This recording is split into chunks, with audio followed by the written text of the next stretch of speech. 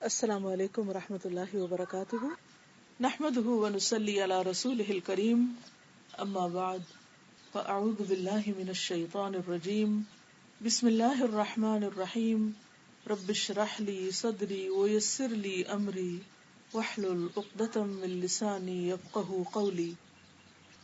اللہ تعالیٰ نے ہمیں پیدا کیا، وہی ہمارا خالق، وہی مالک، وہی رازق، اور اسی کی طرف ہم سب کو لوٹ کر جانا ہے۔ دنیا میں ہم جو کچھ بھی کر رہے ہیں ان میں سب سے اہم ترین کام اپنے خالق کو راضی کرنا ہے۔ اس زندگی میں جو کچھ بھی ہمارے پاس ہے وہ سب اسی کا دیا ہوا ہے، چھوٹی نعمت ہو یا بڑی، سب اسی کی طرف سے ہے۔ وہی ہمیں پال رہا ہے اور وہی سارے جہانوں کا رب ہے۔ گناہوں کے باوجود اگر ہم زندہ ہیں اور زمین پر چل پھر رہے ہیں اور اس کی نعمتوں سے فائدہ اٹھا رہے ہیں تو یہ سراسر اس کی رحمت ہے، ورنہ انسان صرف ایک دن کیا ایک گھنٹے کے اندر ایسی ایسی غلطیاں کر جاتا ہے، باوجود کوشش کے، باوجود اپنے سے عہد کرنے کے، بندوں سے عہد کرنے کے کہ آئندہ ہم غلطی نہیں کریں گے، ہم پھر غلطی کرتے ہیں۔ اور اگر وہ پکڑنے پر آ جائے تو کوئی جاندار زندہ نہ رہے، کسی کے پاس جینے کا حق بھی نہ رہے، لیکن یہ اس کی رحمت ہے اور بے پناہ رحمت ہے کہ وہ ہماری ان غلطیوں سے درگزر فرما کے ہمیں مزید نعمتیں دیتا چلا جا رہا ہے۔ لیکن ایک دن یہ سلسلہ ختم ہو جائے گا، وہ وقت جو ہماری زندگی کا آخری وقت ہوگا، اس کے بعد ہماری مہلت، ہماری آزادی سب ختم۔ اس کے بعد نہ ہم نیکی کر سکیں گے اور نہ ہم کوئی گناہ اور نافرمانی کا کام، کتاب اعمال بند کر دی جائے گی، اور انسان نے اپنی زندگی میں جو بھی کچھ کیا ہوگا وہ سب کا سب گن لیا جائے گا، دفتر سمیٹ لیے جائیں گے۔ پھر ہم سب کو اللہ کے حضور حاضر ہونا ہوگا۔ اس حاضری کے لیے جو تیاری ہم کر سکتے ہیں، اس کی رضا کے لیے، اس کی خوشی کے لیے جو بھی ہم کر سکتے ہیں وہ اسی محدود لمیٹڈ پیریڈ آف ٹائم میں کر سکتے ہیں، اس کے بعد وہ ختم ہو جائے گا۔ لہٰذا ہم میں سے ہر ایک کے اوپر لازم ہے کہ وہ اپنی زندگی کے ہر لمحے کو بہت وائزلی، بہت عقل مندی کے ساتھ اور بہت سوچ سمجھ کے گزارے۔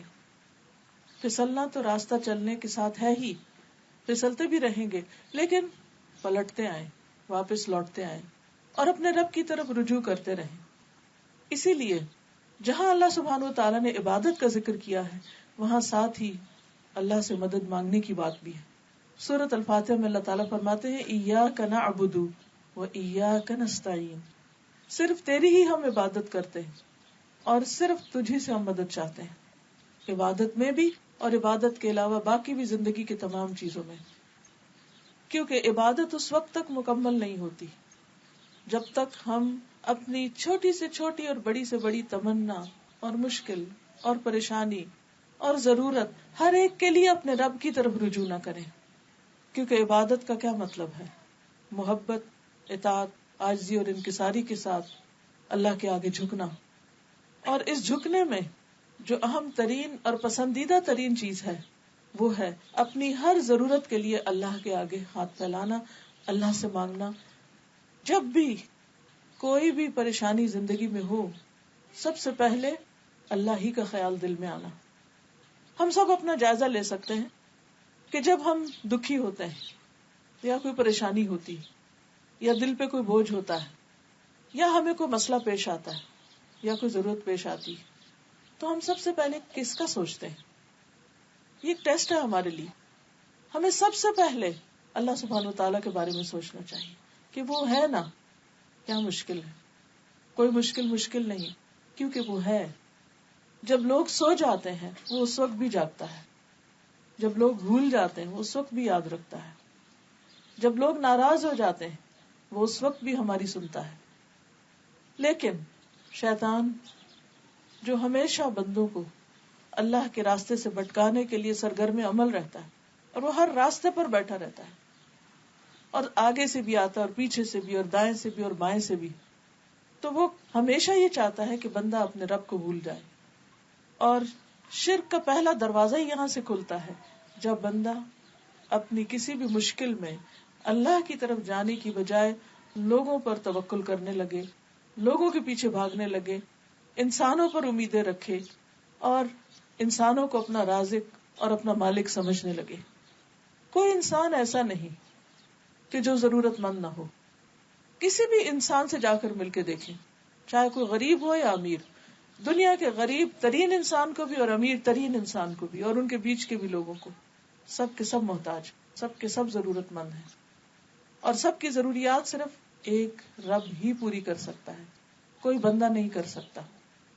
اس لیے لازم ہے کہ ہم اول و آخر اسی کو پکاریں، اسی کی طرف رجوع کریں، اور اسی کو پکارنے کا نام دعا ہے۔ تو آج دعا سے متعلق کچھ چیزوں کی یاد دہانی کراؤں گی۔ معلوم ہم سب کو ہوتا ہے لیکن ہم پھر بھول جاتے ہیں، اور خصوصاً جب کوئی پریشانی آتی ہے تو اس وقت تو شیطان ضرور بلوا دیتا ہے کہ اللہ تعالیٰ ہے اور وہ سنتا ہے اور وہ مشکل آسان کرے گا، اور ضرور کرے گا، کیونکہ ان اللہ علی کل شیء قدیر، بے شک اللہ ہر چیز پر قادر ہے۔ اسے کسی سے مشورہ نہیں کرنا، اسے کسی سے مانگ کے نہیں دینا، کیونکہ سب چیز اس کے کنٹرول میں ہے، اس کے اختیار میں ہے۔ نوح علیہ السلام کے بارے میں قرآن مجید میں آتا ہے، سورۃ الصافات 75، وَلَقَدْ نَادَانَا نُوحٌ وَلَنِعْمَ الْمُجِيبُونَ، اور البتہ تحقیق نوح علیہ السلام نے ہمیں پکارا تھا جب لوگوں نے انہیں انتہائی تنگ کر دیا اور ان کی بات مان کر نہیں دیتے تھے، تو اس مشکل میں انہوں نے ہمیں پکارا تھا۔ وَلَنِعْمَ الْمُجِيبُونَ، ہم کتنا اچھا جواب دینے والے ہیں۔ اللہ نے ان کی دعا سنی، بہترین طریقے سے سنی، دعا قبول کی اور ان کی مشکل آسان کر دی۔ مشکل کتنی بھی بڑی ہو، آزمائش کتنی بھی طویل ہو، دکھ اور درد کتنا بھی گہرا کیوں نہ ہو، کسی بھی قسم کا کیوں نہ ہو، کبھی بھی اللہ کی رحمت سے مایوس نہیں ہونا چاہیے، ہمیشہ پر امید رہنا چاہیے۔ ہمارے لیے مشکل ہوتی ہے، اللہ کے لیے مشکل نہیں۔ انسانوں کے خزانے ختم ہو جاتے ہیں، اللہ کے ختم نہیں ہوتے، اور پھر ہماری عقل جواب دے جاتی کہ کسی مسئلے کا حل کیا کریں، کیسے کریں، لیکن اس کے علم کی کوئی انتہا نہیں۔ اس لیے ہمیشہ، ہر حال میں، ہر موقع پر، چھوٹی ضرورت میں اور بڑی ضرورت میں اسی کو پکارتے رہنا چاہیے۔ وَاذْكُرْ رَبَّكَ فِي نَفْسِكَ، بندوں کو پکارنے کے لیے تو اونچی آواز میں بولنا پڑتا ہے، چیخنا چلانا پڑتا ہے، لیکن اس کو دل میں تضرعا وخیفۃ، عاجزی اور زاری کے ساتھ، گڑ گڑا کے، چپ کے ودون الجہر من القول، اور آہستہ آہستہ زیر لب باتیں کرتے کرتے، بالغدو والآصال، صبح اور شام، ولا تکن من الغافلین، اور غافلین میں سے نہ ہونا۔ آپ کہیں بھی بیٹھے ہیں، مثلا کسی مجلس میں بیٹھے ہیں، اور آپ کو ایک دھیان میں آتا ہے کہ میرا فلاں کام رہتا ہے، فلاں مشکل ہے، اچانک آپ کو کوئی خیال ستانے لگتا ہے، رات کو آپ سو رہے ہیں، اچانک آنکھ کھل جاتی اور آپ کو کسی چیز کے بارے میں سخت پریشانی ہونے لگتی۔ اب کوئی ایسا نہیں جس کے ساتھ آپ شیئر کریں، سب سو رہے ہیں، ہر طرف خاموشی ہے، کوئی سننے والا نہیں، کوئی آپ کے دل کا حال نہیں جانتا۔ بعض اوقات آپ کسی کو اپنے دل کا حال بتانے لگتے ہیں، وہ آپ کو ایسی بات کرے گا کہ آپ سوچیں گے کہ اس کو بتایا بھی کیوں، یعنی خود ہی شرمندہ ہو جائیں گے۔ کوئی نہیں جانتا کہ ہمارے اندر کی تکلیف کتنی ہے، کوئی پیمانہ ہے ہی نہیں اس کو جج کرنے کا، اس کو ناپنے کا۔ ہمارا بلڈ پریشر جاننے کے لیے تو آلات موجود ہیں، شوگر چیک کرنے کے لیے بھی ہیں، بخار ہو گیا اس کو بھی جان سکتے ہیں، لیکن اندر کسی کے دکھ اور درد اور زخم کتنے ہیں، کوئی پیمانہ نہیں، کوئی نہیں جان سکتا سوائے اسے ایک اللہ کے۔ بعض باتیں ایسی ہوتی ہیں کہ جو آپ کسی کے ساتھ شیئر بھی نہیں کر سکتے۔ کچھ تو ہوتا ہے انسان اپنے بہن بھائی کے ساتھ، دوست کے ساتھ، رشتہ داروں کے ساتھ، قریبی لوگوں کے ساتھ، خیر خواہوں کے ساتھ شیئر کرتا ہے، ان سے مشورہ مانگتا ہے، ان سے مدد مانگتا ہے۔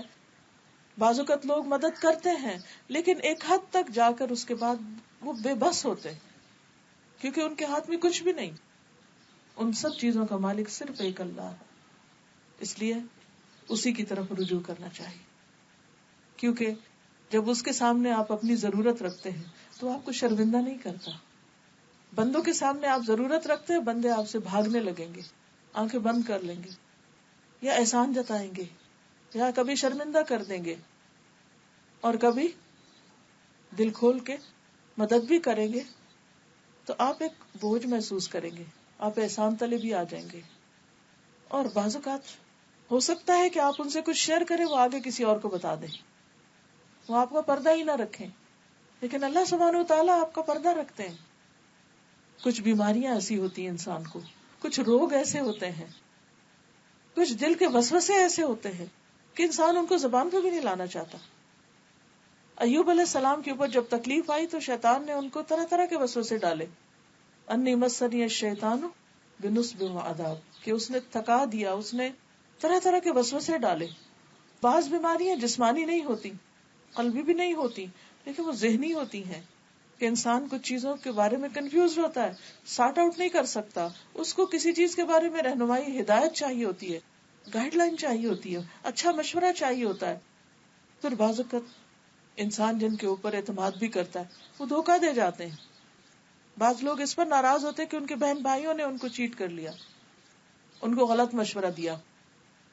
کیونکہ بھائیوں کے بیچ میں بھی جیلسیز ہوتی ہیں، جیسے حابیل اور قابیل کے بیچ میں تھی، جیسے یوسف علیہ السلام کے بھائیوں کے بیچ میں تھی. یہ خون کے رشتے ہیں، وہاں بھی جیلسیز ہیں. انسان کمزور ہیں، انسانوں کے اندر بعضوں کا جیلسیز ہوتی ہیں. آپ ان سے اعتماد کر کے مشورہ مانگ رہے، وہ آپ کو بالکل الٹی بات بتا رہے جس میں آپ کے لیے اور مصیبت ہے، آپ کو پتہ ہی نہیں کہ آپ دھوکہ کھا رہے. ایسے میں انسان سوچتا ہے کہ کہاں جائے. جس کا اللہ پر ایمان نہیں ہوتا، جس کو اللہ پر اعتماد نہیں، یقین نہیں، وہ یقیناً اس وقت پریشان ہوگا، وہ حوصلہ ہار جائے گا، وہ مایوس ہو جائے گا. لیکن جن کا اللہ پر ایمان ہوگا، جو واقعی اللہ کے بندے ہوں گے، وہ کبھی بھی مایوس نہیں ہوں گے. وہ چپ کے دل میں، لوگوں کے بیچ میں، کہیں بھی بیٹھے ہوئے، سوتے ہوئے، سو کے جاگتے ہوئے، کسی بھی حال میں اپنے رب کو پکار سکتے ہیں، کیونکہ رب دور نہیں، وہ تو ہماری شہرک سے بھی زیادہ قریب ہے، اس کو تو ہر چیز کا علم ہے.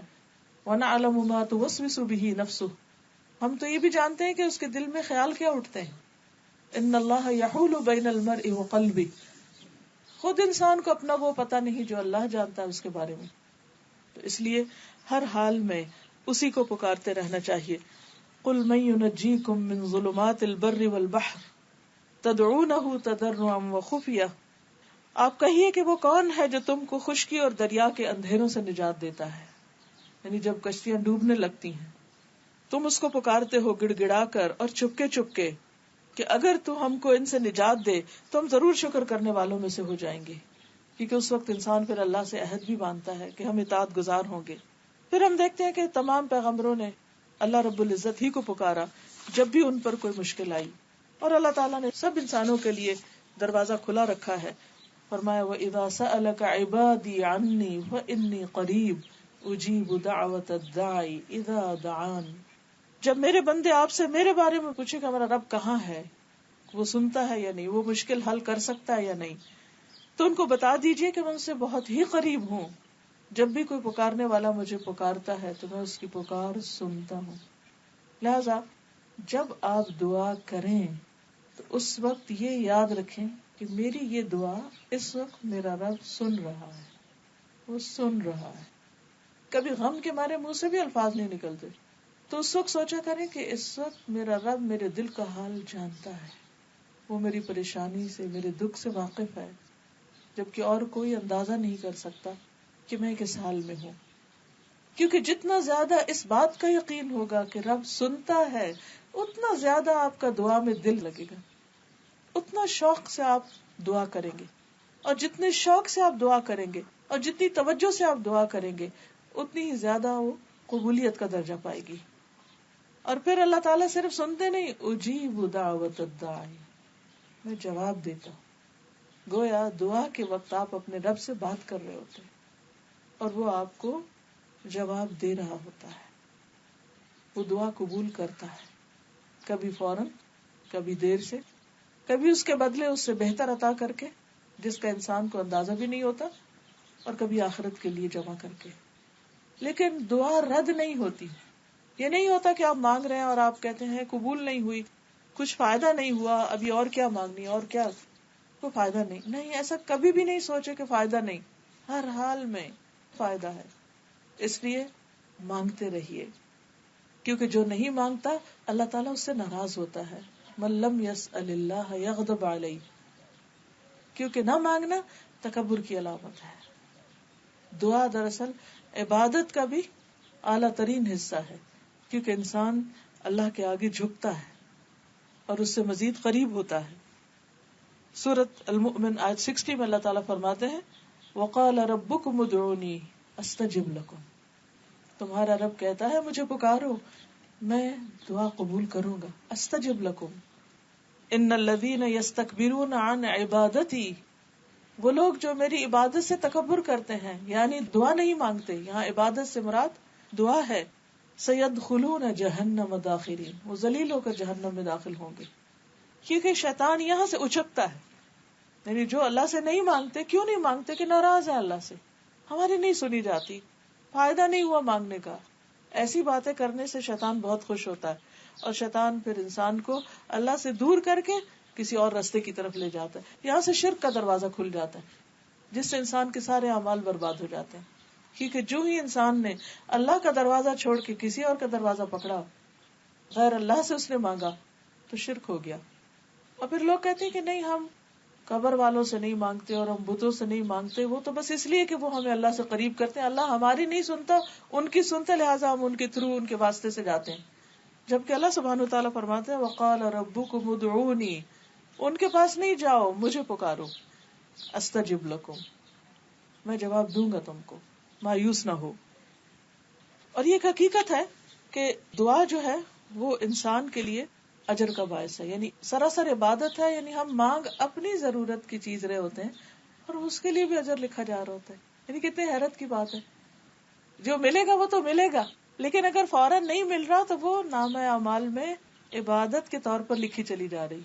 چاہے اپنی زبان میں مانگے، اردو میں مانگے، انگریزی میں مانگے، عربی میں مانگے، کسی زبان میں مانگے، قرآن کے الفاظ میں مانگے، حدیث کے الفاظ میں مانگے، یا اپنی زبان میں مانگے، کچھ بھی مانگیں گے وہ عبادت ہے. الدعاء والعبادہ، دعا ہی عبادت ہے. ایک اور حدیث میں آتا ہے کہ افضل العبادت الدعاء، عبادت میں سے افضل ترین عبادت دعا ہے. اور یہ بھی ہمیں پتہ چلتا ہے کہ دعا کی قبولیت کا اتنا یقین ہونا چاہیے کہ جیسے حدیث میں آتا ہے کہ دعا تقدیر کو بھی بدل دیتی.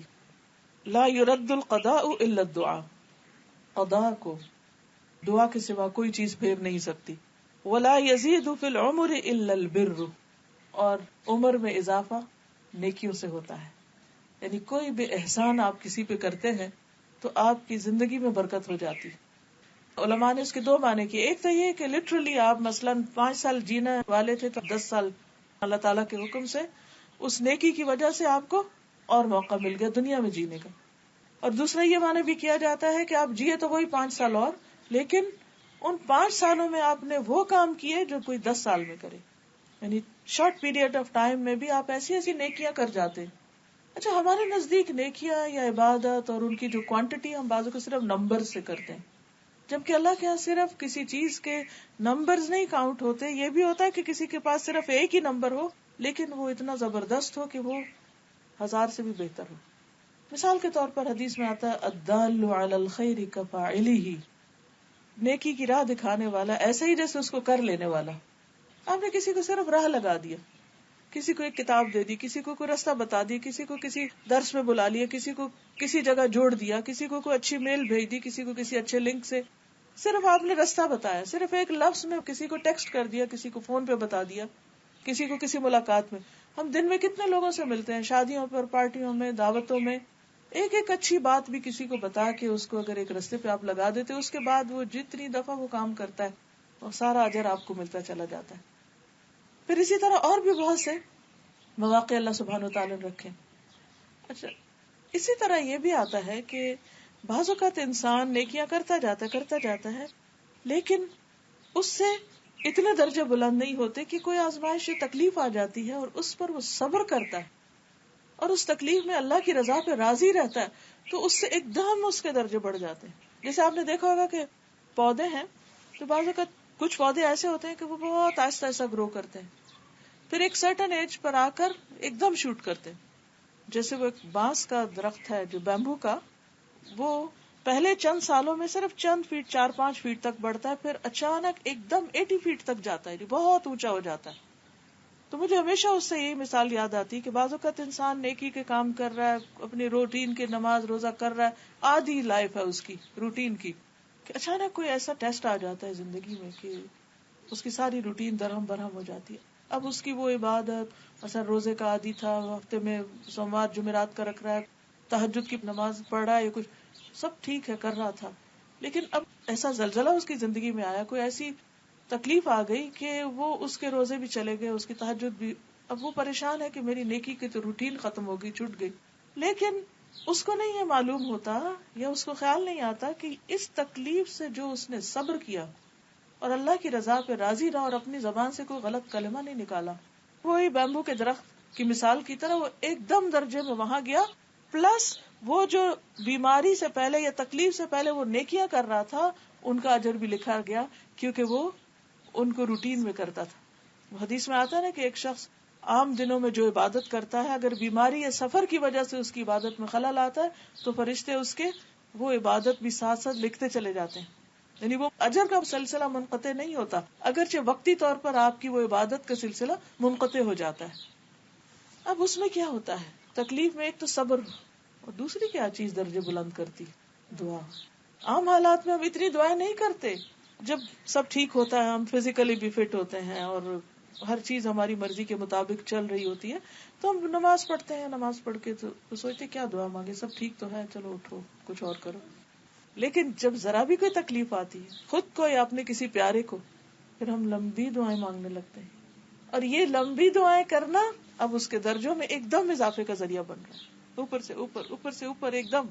اس لیے لازم ہے کسی حال میں بھی ہو اللہ کی رضا پہ راضی رہے، اللہ کی رضا پہ راضی رہے کہ اللہ اگر تو نے مجھے امن اور سلامتی کے ساتھ نیکی کی توفیق دی ہے تو میں اس پر بھی راضی، اور اگر تو نے کسی آزمائش کے ذریعے مجھے صبر کی توفیق دی ہے تو میں اس پر بھی راضی، میں ہر حال میں تجھ سے راضی.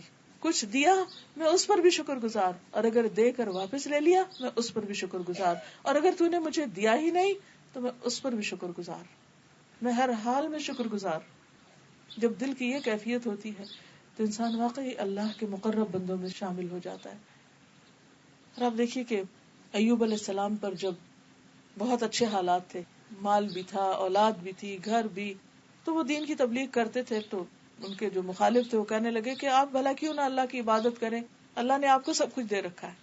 تو اللہ تعالیٰ نے ان کو آزما لیا، مال بھی چلا گیا، اولاد بھی چلی گئی، مویشی بھی مر گئے، ہر چیز ختم، حتیٰ کہ کچھ عرصے کے لیے بیوی بھی ایک طرف ہو گئی، تو بالکل تنہا رہ گئے، اور ساتھ تکلیف بھی، بیماری بھی. تو اس وقت اللہ کو پکارتے اور کہتے ہیں کہ یا رب جب تو نے مجھے سب کچھ دیا تھا تو جانتا ہے کہ میں اس وقت بھی اپنا نرم گرم بستر چھوڑ کر تیری عبادت کے لیے اٹھتا تھا، لیکن اب جب کہ تو نے سب کچھ لے لیا تو میرے لیے تیرے سوا کوئی باقی نہیں رہا. اب اس وقت جو میں تیری عبادت کرتا ہوں اس میں جو لطف ہے وہ پہلے سے بھی کہیں زیادہ ہے، کیونکہ تکلیف میں بہرحال انسان اللہ کی طرف زیادہ مائل ہوتا ہے اور بہت دل سے، اور سارے غفلت کے پردے پھاڑے جاتے ہیں، اس وقت حقیقی انسان سامنے آتا ہے.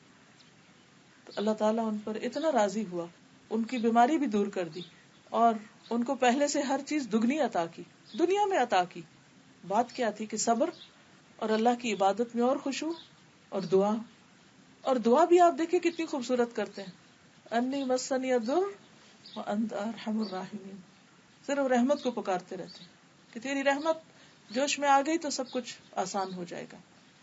تو اس لیے انسان جس حال میں بھی ہو، عام حالات میں بھی پکارے اور تکلیف میں بھی، لیکن کبھی بھی اللہ سے ناراض نہ ہو، اور یہ یاد رکھے کہ دعا تو قدر کو بھی پھیر سکتی.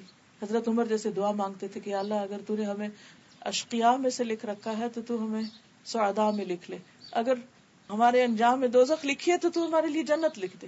تو کر سکتا ہر چیز، بیدک الخیر انک علی کل شیء قدیر، ہم تیری رحمت کے محتاج. تو یہ اصل میں کیا ہے، دعا ایک ایسا ڈائریکٹ کنیکشن ہے اللہ رب العزت کے ساتھ، اتنا قرب کا رشتہ ہے کہ جو کسی اور عبادت میں نہیں ہوتا. ایک سرگوشیاں ہے، ایک مناجات ہے، ون آن ون بیس پر ایک ایسا تعلق ہے کہ جو نہایت پر لطف ہے. آپ دیکھیے کہ آپ انسانوں سے یہ توقع رکھتے ہیں نا کہ وہ آپ کے دل کی بات سمجھ لیں، وہ آپ کے اشارے کو سمجھ لیں، وہ آپ کی ضروریات کو خود ہی سمجھ لیں. اور جو لوگ سمجھ جاتے ہیں ان سے آپ کو ایک دم محبت ہوتی ہے کہ اچھا اتنا کیئرنگ کہ زبان سے کہنا ہی نہیں پڑا اور اس کو خود ہی سمجھ میں آ گئی. تو یہ کون کرتا ہے؟ جو آپ کے بہت قریبی ہوتے ہیں، ماں باپ ہوتے ہیں، دوست ہوتے ہیں، یا جو لوگ واقعی انسانوں کے قدردان ہوتے ہیں، ان کے اندر اللہ نے یہ خوبی ڈالی ہوتی. لیکن ان سب سے بڑھ کر پھر اللہ رب العزت ہماری ہر چیز کو سمجھتا ہے. یہ کیفیت جو ہے اور یہ احساس جو ہے اور یہ یقین جو ہے کہ اللہ جانتا ہے، اللہ نوز، وہ میرے دل کو دیکھ رہا ہے، وہ محسوس کرتا ہے، اس کو سب پتا ہے، بس مجھے اس کی رحمت چاہیے. یا حی یا قیوم برحمتک استغیث. کتنی خوبصورت دعا اللہ کے اسماء حسنی کے ساتھ. اور اس میں بھی کیا کیا گیا؟ رحمت کو پکارا گیا. جیسے زکریا علیہ السلام نے کہا تھا کہ لم اکم بدعائک رب شقیا. ضروری نہیں ہوتا کہ انسان کوئی لفظ بول کر ہی مانگے. بعض اوقات دل ایسا غم میں گٹا ہوا ہوتا ہے کہ یہ بھی سمجھ نہیں آتا کہ کہیں کیا، کیسے مانگے.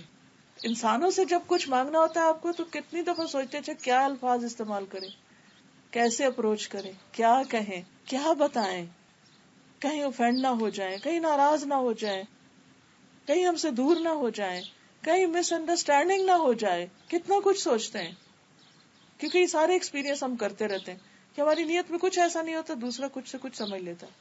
ہم کچھ کہہ رہے ہوتے ہیں، وہ کچھ اور کہہ رہا ہوتا ہے. لیکن اللہ تعالیٰ کے ہاں ایسا کچھ بھی نہیں ہے، نہ کوئی مس انڈرسٹینڈنگ ہے اور نہ ہی کسی قسم کی کوئی ناراضگی ہے.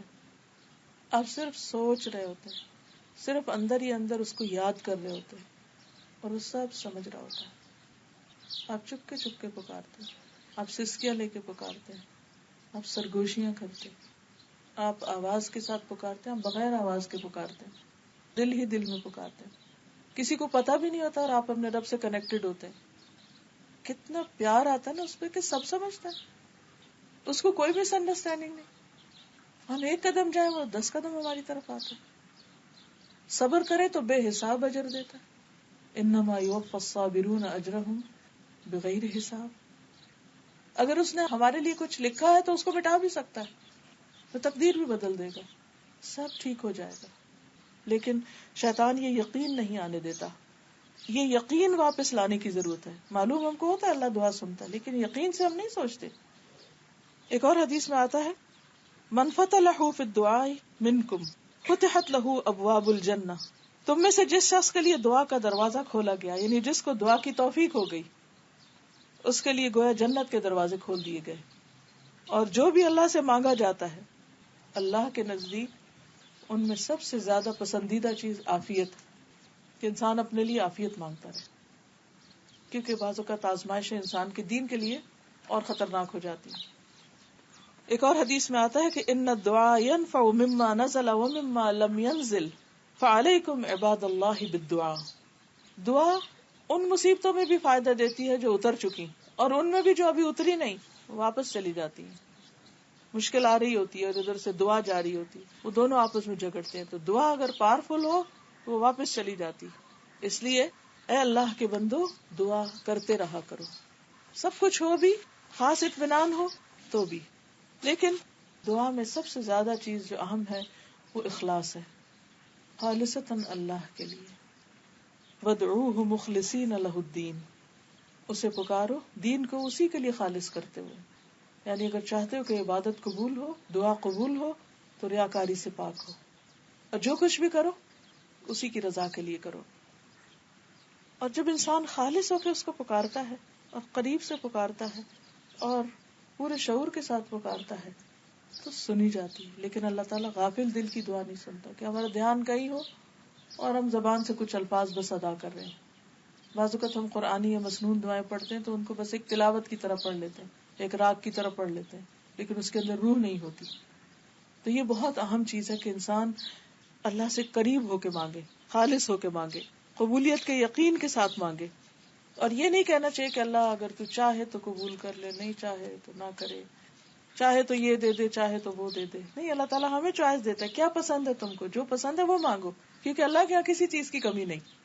تو بہترین سے بہترین مانگو، وہ دے گا.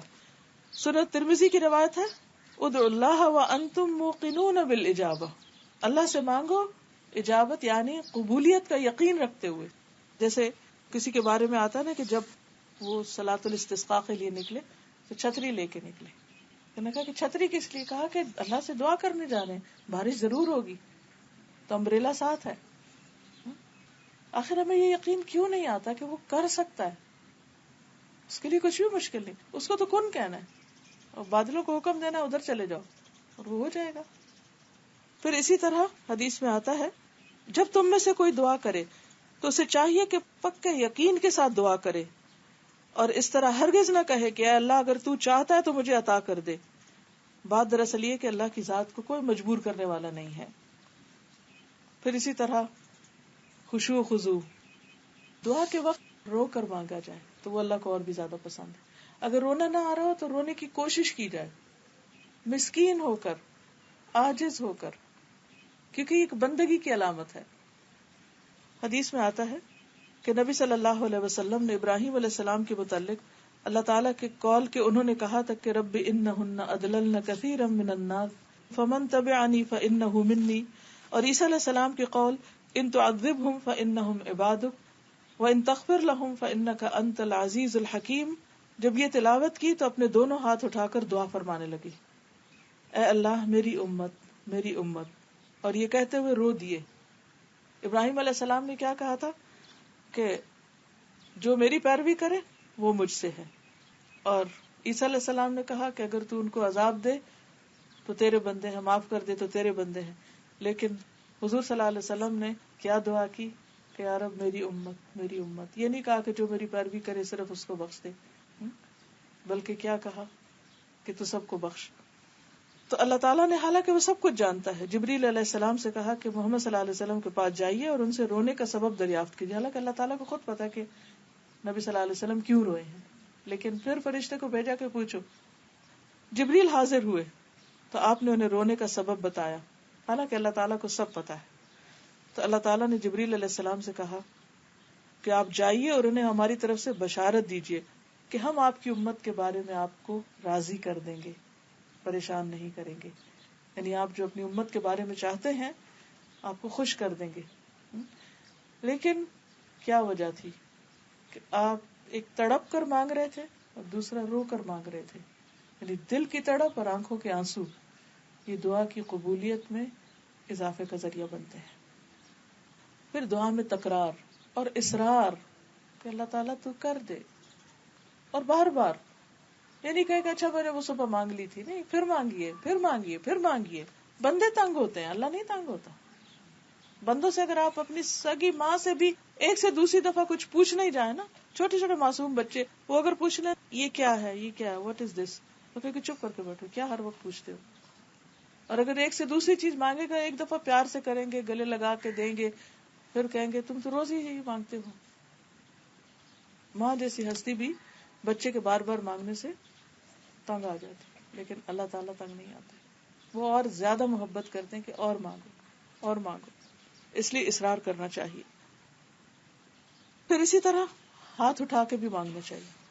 بندوں کے آگے ہاتھ پھیلانا ناپسندیدہ ہے، لیکن اللہ کے آگے ہاتھ پھیلانا پسندیدہ ہے. حدیث میں آتا ہے کہ تمہارا رب بڑا حیا کرنے والا اور سخی ہے، جب بندہ اس کے حضور ہاتھ اٹھاتا ہے تو خالی لوٹاتے ہوئے اسے شرم آتی.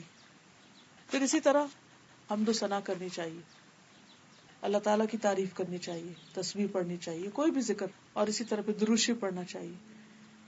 کیونکہ جس دعا کے اول اور آخر میں درود شریف پڑھا جائے تو دعا قبول ہوتی، کیونکہ درود شریف کے ساتھ 10 رحمتیں آتی ہیں. عبداللہ بن مسعود کہتے ہیں کہ میں نماز پڑھ رہا تھا اور نبی اکرم صلی اللہ علیہ وسلم کے ساتھ ابو بکر اور عمر بھی تشریف فرما تھے. میں دعا کے لیے بیٹھا تو پہلے حمد و ثنا کی، پھر درود بھیجا، پھر اپنے لیے دعا کی. نبی صلی اللہ علیہ وسلم نے فرمایا اس طرح اللہ سے دعا کرو ضرور دیے جاؤ گے. پھر فرمایا اللہ تعالیٰ سے مانگو دیے جاؤ گے. یعنی ان کا یہ عمل آپ نے اپروو کیا. پھر ایک اور چیز یہ ہے کہ جب ہم دعا مانگے تو اس سے پہلے اپنی غلطیوں کا اعتراف کریں، جیسے لا الہ الا انت سبحانک انی کنت من الظالمین، کہ اللہ اگر کسی کام میں رکاوٹ ہے تو میری اپنی کوئی غلطی ہوگی، تو مجھے معاف کر دے. ندامت کے آنسو ہوں، کیونکہ انسان اللہ کا حق تو کبھی دے ہی نہیں سکتا، چاہے ہم کتنے بھی عبادت گزار کیوں نہ ہو. اگر ہم اپنا سارا مال بھی اللہ کے راستے میں دے دیں تو بھی حق ادا نہیں ہوتا، کیونکہ اس نے اس سے زیادہ ہمیں دیا. تو اس لیے انسان جب اپنے گناہوں کی معافی مانگتا ہے اور ندامت میں روتا ہے تو وہ اللہ تعالیٰ کا پسندیدہ ہو جاتا ہے. اللہ تعالیٰ کو رحم آتا ہے ایسے بندے پر. حدیث میں آتا ہے کہ بے شک اللہ تعالیٰ بندے کی اس بات کو پسند کرتا ہے جب وہ کہتا ہے کہ لا الہ الا انت انی قد ظلمت نفسی فاغفر لی ذنوبی انہ لا یغفر الذنوب الا انت. جب یہ دعا کرتا ہے انسان جس کا معنی ہے کہ لا الہ الا انت، تیرے سوا کوئی الہ نہیں، یقیناً میں نے اپنی جان پہ ظلم کیا، تو میرے گناہوں کو بخش دے، تیرے سوا کوئی گناہ معاف نہیں کر سکتا. تو یہ سن کر اللہ تعالیٰ خوشی سے فرماتا ہے کہ میرے بندے نے یہ جان لیا ہے کہ اس کا رب ہے جو معاف بھی کرتا ہے اور سزا بھی دیتا ہے. تو اللہ تعالیٰ اس بات پر خوش ہو جاتے ہیں کہ میرا بندہ میرے پاس آیا ہے اپنے غلطیوں کو دھونے کے لیے. تو اس کے بعد پھر اللہ تعالیٰ جب خوش ہوتے ہیں تو انسان اس سے مانگے تو اس میں قبولیت کے زیادہ چانسز ہوتے ہیں. اور ایک اور روایت میں آتا ہے کہ غفرت لعبدی، میں نے اپنے بندے کو بخش دیا، معاف کر دیا. کیونکہ گناہ انسان کے رزق میں بھی رکاوٹ بنتے ہیں، گناہ انسان کی دعاؤں کی قبولیت میں بھی رکاوٹ بنتے ہیں. اس لیے انسان کو اپنے گناہوں کو دور کرنے کے لیے، ان کو ہٹانے کے لیے پہلے کام کرنا چاہیے. اسی طرح سب سے پہلے اپنے لیے مانگنا چاہیے، پھر والدین کے لیے، قریبی لوگوں کے لیے، پھر سب کے لیے. ربنا اغفر لی ولوالدی وللمؤمنین یوم یقوم الحساب. نبی صلی اللہ علیہ وسلم جب کسی کا ذکر کرتے تو اس کے لیے دعا کرتے، اور دعا کی ابتدا اپنے سے کرتے. اس میں ایک فائدہ یہ بھی ہے کہ انسان جب کسی کے لیے دعا کرتا ہے اور اس سے پہلے اپنے لیے مانگتا ہے تو اس کا مطلب ہے وہ وہی چیز اپنے لیے مانگ رہا ہے جو اس کے حق میں بہتر ہے، تو دوسرے کے لیے بھی وہ مانگ رہا ہے جس کو وہ اپنے لیے پسند کرتا ہے. کیونکہ ایمان کا تقاضا یہی ہے کہ ہم دوسرے کے لیے وہ پسند کریں جو ہم اپنے لیے کرتے ہیں. تو دعا میں بھی یہی اصول ہے. پھر یہ ہے کہ ضروری نہیں کہ بہت لمبی دعا کی جائے. ٹھیک ہے، کبھی کبھی انسان لمبی بھی کر سکتا ہے، لیکن اگر دعا میں چند مختصر الفاظ بھی ہوں مگر کوالٹی اس کی اچھی تو وہ زیادہ بہتر ہے. جیسے لا الہ الا انت سبحانک انی کنت من الظالمین، اور ساتھ انسان روئے اور اللہ کو پکار کے اٹھ جائے، اتنا بھی کافی ہو جائے گا. کیونکہ بعض اوقات ہم سمجھتے ہیں کہ ابھی وقت نہیں، پھر ٹھہر کے دعا کریں گے، جب سب کام ہو جائیں گے بائی دا ٹائم ہم تھک چکے ہوتے ہیں، پھر ہمت ہی نہیں رہتی، کوالٹی نہیں ہوتی. تو جب دل میں آئے، بس آپ کچن میں کام کر رہے ہیں، کھڑے ہیں، آپ کو کوئی سوچ آتی، کوئی خیال آتا، کوئی پریشانی کی لہر آتی، ویٹ نہ کرے گا اچھا زور کی نماز پڑھیں گے تو پھر دعا مانگیں گے، ادھر ہی کھڑے ہو کے رو کے اللہ سے مانگ لیں. بعض اوقات انسان کے پاس شارٹیسٹ ٹائم ہوتا ہے. یونس علیہ السلام نے مچھلی کے پیٹ میں کتنا مانگا، معلوم نہیں اس وقت ان کا حال کیا ہوگا، سانس بھی آ رہا ہوگا کہ نہیں، اتنے اندھیرے میں اور ایسی بند جگہ کے اوپر. لیکن اس وقت انہوں نے چھوٹے سے الفاظ میں اللہ تعالیٰ کو پکارا اور اللہ نے ان کی اتنی بڑی پریشانی دور کری. پھر وہ اتنے اندھیروں میں چلے گئے تھے، باہر نکل آئے. انبلیویبل، اگر قرآن میں یہ نہ لکھا ہوتا میں یقین ہی نہ آئے. لیکن وہ 1,00,000 دفعہ انہوں نے نہیں پڑھا. تو ضروری نہیں کہ ہم بہت لمبی دیر تک کریں تو ہی سنی جائے گی. ٹھیک ہے، جتنی چاہیں آپ لمبی کریں، اس میں بھی کوئی پابندی نہیں، مگر چھوٹی سے چھوٹی دعا بھی جامع دعا ہو. پھر اسی طرح اللہ سبحانہ وتعالیٰ کے ناموں کے ساتھ دعا کی جائے. وَلِلَّهِ الْأَسْمَاءُ الْحُسْنَى فَادْعُوهُ بِهَا. تو بعض دعاؤں میں تو آلریڈی اللہ کے نام موجود ہیں، لیکن اگر آپ کسی بھی خاص نام کے ساتھ اللہ کو پکارنا چاہیں جو آپ کا محبوب نام ہو، جس نام کے ساتھ آپ اللہ کی محبت محسوس کریں. ہم عام طور پر یا اللہ، یا رب یہ تو کہتے ہیں، یا ربنا تو کہتے ہیں، یا اللہم کہتے ہیں، لیکن یا حی یا قیوم یا کوئی بھی اور نام، وَلِلَّهِ الْأَسْمَاءُ الْحُسْنَى، اس میں صرف چند ناموں کی بات نہیں، فَادْعُوهُ بِهَا، کہ جس کے ساتھ چاہیں اللہ کو پکاریں. پھر اسی طرح یہ ہے کہ قبلہ رخ ہوئے بغیر بھی دعا کر سکتے ہیں، لیکن اگر قبلہ رخ ہو جائے تو اور بھی اچھا ہے. پھر اسی طرح وضو کے بغیر بھی دعا کر سکتے ہیں، لیکن وضو کے ساتھ ہو تو اور بھی اچھا ہے، یہ مستحب کی بات ہے. پھر ایک اور چیز یہ ہے کہ انسان کا کھانا پینا حلال کا ہو. حرام کھانے کے ساتھ دعاؤں کی قبولیت میں رکاوٹ آتی. سفر میں دعائیں قبول ہوتی ہیں، لیکن جس کا کھانا پینا اوڑھنا حرام کا ہو اس کی دعا قبول نہیں ہوتی. پھر جلد بازی نہ ہو، مایوسی نہ ہو، تسنع نہ ہو دعا میں، ایسی لفاظی نہ ہو کہ کوئی پوئم کی شکل میں آپ پڑھ رہے ہیں یا گا گا کے یا ایک راگ کی طرح، وہ چیز نہ ہو. سب سے بہتر یہ کہ اخلاص ہو اور خشوع ہو. پھر کوشش کریں کہ کسی کے لیے بد دعا نہ ہو، چاہے وہ کوئی کتنا ہی تنگ کرے، کیونکہ ہو سکتا ہے کہ کوئی شخص بد دعا کرے کسی کے لیے اور اس کو پہنچنے کی بجائے وہ اسی پہ پلٹ آئے جس نے بد دعا کی، کیونکہ ہر انسان کی حقیقت تو اللہ ہی کو پتا ہے. ایک شخص بظاہر ہماری نظر میں بہت خراب ہو سکتا ہے، ہمیں نہیں معلوم اس کا اللہ سے کیا تعلق ہے، وہ چھپ کر کون سی نیکیاں کر رہا ہے جو ہمیں معلوم ہی نہیں ہے. ہم تو لوگوں کی صرف ظاہریت کو جانتے ہیں، تو اس لیے ججمنٹل نہیں ہونا چاہیے، سرفیس ویلیو پہ لوگوں کے ساتھ معاملہ کرنا چاہیے. تو اس صورت میں انسان جب تک کوئی کفر کی حالت پر مرے نہیں تو بد دعا نہیں کرنی چاہیے یا لعن طعن نہیں کرنی چاہیے، کیونکہ لعنت بھی پھر پلٹ آتی ہے لعنت کرنے والے پر. پھر قبولیت کے کچھ خاص اوقات جو ہیں، جیسے رات کا آخری حصہ ہے، سحری کا وقت، وبالاسحار هم یستغفرون. ایک حدیث میں آتا ہے کہ اس وقت اللہ سبحانہ وتعالی رات کے آخری تہائی حصے میں آسمان دنیا پر اترتے ہیں اور فرماتے ہیں کہ کون ہے جو مجھ سے مانگے تو میں اس کی دعا قبول کروں. خود اللہ تعالیٰ پکارتے ہیں بندوں کو، کون ہے جو مجھ سے مانگتا ہے تو میں اس کو دوں، کون ہے جو مجھ سے گناہوں کی معافی چاہتا ہے تو میں اس کو بخش دوں. یعنی خاص طور پر اس وقت بخشش کا وقت ہوتا ہے. نبی صلی اللہ علیہ وسلم نے فرمایا رات کے آخری حصے میں رب اپنے بندے کے بہت قریب ہوتا ہے، لہٰذا اگر اس وقت اللہ کو یاد کرنے والوں کی صف میں شامل ہو سکو تو ہو جاؤ. یعنی زمین پر اور جہاں جہاں جو لوگ پکار رہے ہوتے ہیں تم بھی ان میں شامل ہو جاؤ. پھر رمضان میں روزے کی حالت میں دعا قبول ہوتی ہے. حدیث میں آتا ہے کہ اللہ تعالیٰ ہر دن رات میں لوگوں کو جہنم سے آزاد کرتے ہیں رمضان میں، اور ہر دن رات میں ہر مسلمان کے لیے ایک دعا ایسی ہے جسے قبولیت سے نوازا جاتا ہے. یعنی یہ رمضان کے مہینے کا خاص تحفہ ہے. تو لیلۃ القدر کی دعا، عرفہ کے دن جو حاجی ہوتے ہیں ان کی دعا، آذان اور اقامت کے بیچ کی دعا. بہت سے لوگ اس وقت سے غافل ہوتے ہیں، اس وقت کی دعا رد نہیں کی جاتی. یعنی آذان کا جواب دے کر دعائیں کرنا حتیٰ کہ اقامت ہو جائے. پھر سجدے میں انسان سب سے زیادہ قریب ہوتا ہے. پھر فرض نماز کے بعد کی دعا، جمعہ کے دن خاص گھڑی کی دعا، کفار سے جنگ کرتے وقت کی دعا. پھر مصیبت کے وقت کی دعا، انا للہ و انا الیہ راجعون، اللہم اجرنی فی مصیبتی واخلف لی خیرا منہا. یعنی دکھی انسان کے دل سے جو دعا اٹھتی ہے وہ بھی قبولیت کا درجہ پاتی ہے. زمزم پیتے وقت کی دعا، بارش کے اترتے وقت دعا، قرآن مجید پڑھنے کے بعد کی دعا، مرغ کی آواز سننے پر.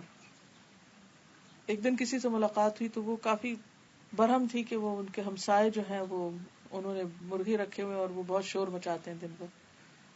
اب ایک ہم اس پہ پریشان رہ سکتے اور دوسرا ہم خوش ہو سکتے ہیں کہ اس وقت دعا قبول ہوتی ہے. تو جب مرغا بولے ست فوراً دعا شروع کر دیں، وہ ہمیں سمجھے کہ ریمائنڈر دے رہا ہے، تو پریشانی کی بجائے انسان خوش ہونے لگے. سچویشن وہی ہے لیکن ایٹیٹیوڈ بدل جائے گا ہمارا کہ وہ ریمائنڈر ہے. یہ صحیح بخاری کی روایت ہے، جب تم مرغ کے بولنے کی آواز سنو تو اللہ تعالیٰ سے اس کے فضل کا سوال کرو کیونکہ وہ اس وقت فرشتہ دیکھتا ہے، اور جب تم گدھے کے ہینگنے کی آواز سنو تو اللہ تعالیٰ کی پناہ مانگو کیونکہ وہ شیطان دیکھ رہا ہے. دونوں سچویشن. پھر اسی طرح مریض کی جب آپ عیادت کریں تو اس وقت 70,000 فرشتے انسان کے لیے دعا کرتے ہیں. ہم بعض اوقات لوگوں سے کہتے رہتے ہیں آپ ہمارے لیے دعا کریں، دعاؤں میں یاد رکھیں، لیکن کچھ کام ایسے ہیں کہ اگر آپ وہ کریں تو اللہ تعالیٰ آپ کے لیے فرشتے مقرر کر دے گا جو آپ کے لیے دعائیں کریں گے.